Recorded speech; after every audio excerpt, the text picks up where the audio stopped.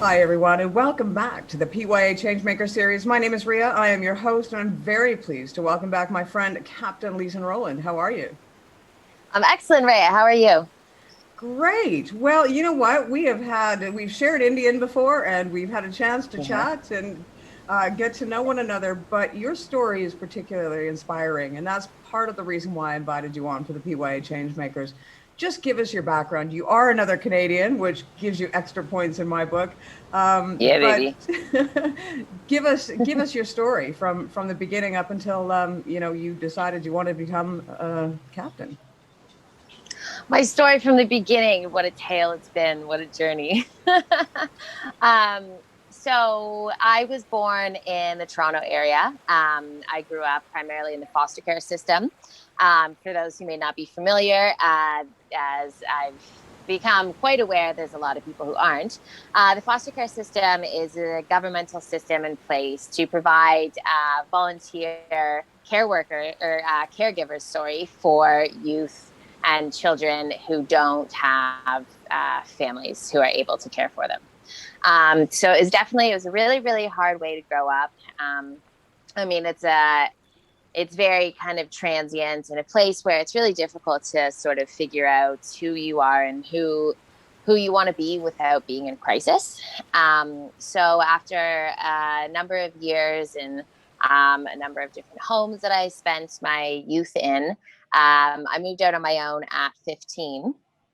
And those definitely provided for some pretty tumultuous years for me.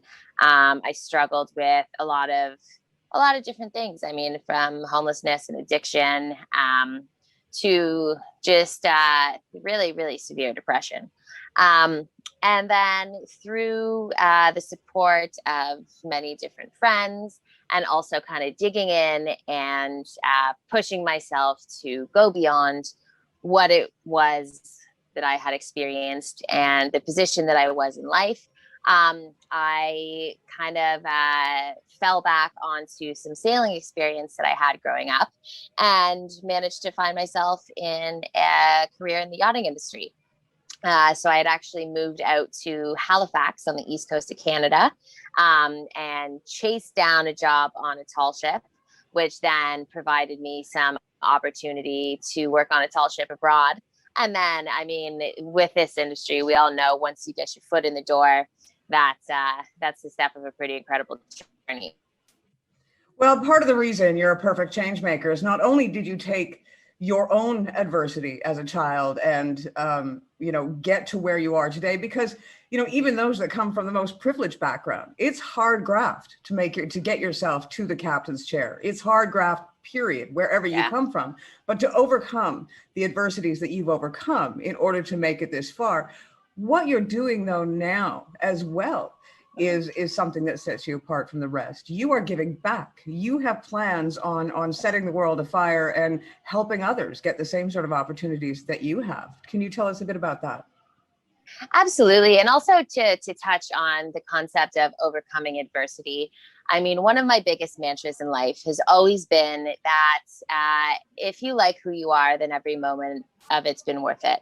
And so I worked really, really hard to like who I am. And I'm at a point in my life now where the strength that I feel from having overcome that adversity and having kind of started at the bottom, now I'm here sort of thing.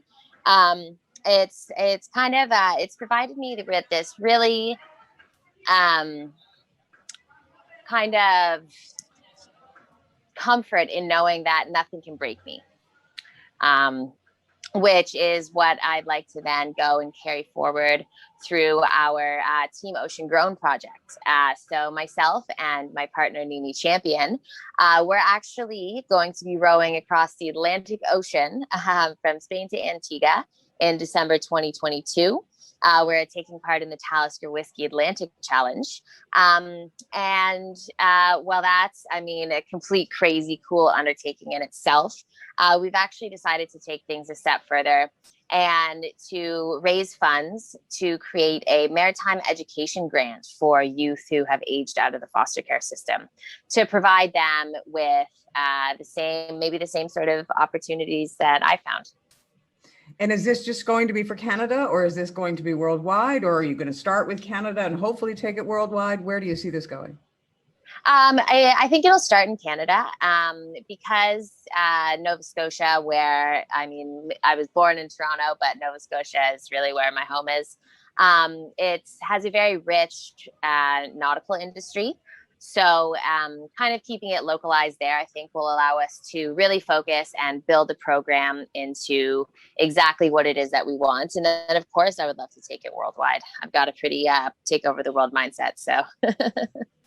Well, obviously, I mean, having come from where you've come from and now where you are, I mean, where are you in the world right now, for example? Right now, actually, I am anchored in Ormuz Beach in Mykonos. We had actually planned when we scheduled this, I was going to be in Switzerland on holiday, but welcome to the yachting business. We had a last minute charter. So Mykonos, here I am. So from the shores of Nova Scotia to Mykonos, there you go. So, yes. I mean, nothing is beyond your reach or your grasp if you put your mind to it. Of course. And that's something that we'd really like to show the youth who we're able to sponsor through our Team Ocean Grown program. I mean, where you are is not where you'll end up if you really set your mind to it and take the opportunity and support that you have available to you. Well, and the idea that a lot of these kids, you know, as they get older, they do suffer from different issues, depression, addiction, homelessness. You know, the majority of them sometimes don't even end up getting passports for that matter. You know, they think that the rest of the world is unattainable for them. So what you're doing is really opening up the world for a whole pile of kids that possibly never would have had that opportunity.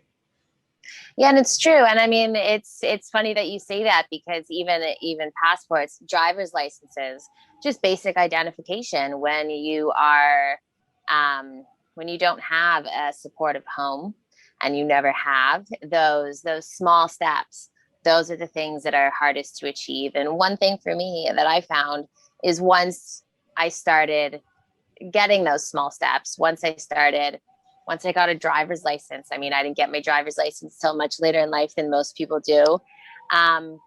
Once you start and once you get your feet under you, you'd be amazed at where it can take you. I mean, you'll end up in Mykonos. That's right. Well, and every small step leads, you know, you climb a mountain one step at a time. And, you know, you're not going to take giant leaps to get to the top of the mountain in a second. It takes some work, but you know, in your case, really obviously it's well worth it. So you know what, I thank you ever so much for your time, because I do know you're on charter. But I'm going to provide all of that information, not only the charity, but as well the information in regards to your row. And, you know, anything that anybody can do, your personal contacts on LinkedIn, if people want to get in touch with you to, you know, help you along your journey and help others along the journey as well. Yeah, of course. A big part of what we're doing that I didn't even necessarily think of sort of at the start is creating awareness, because in other maybe press and media stuff that I've done, even the interviewers haven't necessarily understood maybe what the issues facing youth in foster care are. So we're kind of taking like an advocacy, action, and awareness approach to this. So, I mean, even just from spreading the word to potentially making donations, and we are looking for sponsors, any little bit helps. Well, and you know, it's funny you say that, because it just really does highlight the disparity that we see between when you look at the yachting industry. It is, generally speaking, the wealthier tend to get into the yachting industry. And those that are poor don't even get the opportunity. They don't even know that this industry exists. So when you are doing an interview, something like foster care, what would somebody in the yachting industry really truly know? You know, the general population really truly know what foster care is, because that's a foreign concept. And it's a shame that we have to see that highlighted, but it is reality and it is fact. And there's a whole segment of the population around the world that is missing out on something that I have seen have the most positive effects on people in their lives. And that is the maritime industry, whether it be sailing, whether it be motor yachts, whether it be tall ships. It has a massively, massively positive impact on people's lives. And it's really great to see that we're going to be able to give a whole new generation of children in Canada at this stage the opportunity to experience that. Absolutely. I'm so thrilled, and I've never been so proud of anything in my entire life. That's amazing. Well, as I said, we'll provide all of her information. Captain Lisa Roland, I really do appreciate your time, and I'm going to let you go back to your charter. Thanks so much, Rhea. We'll speak soon.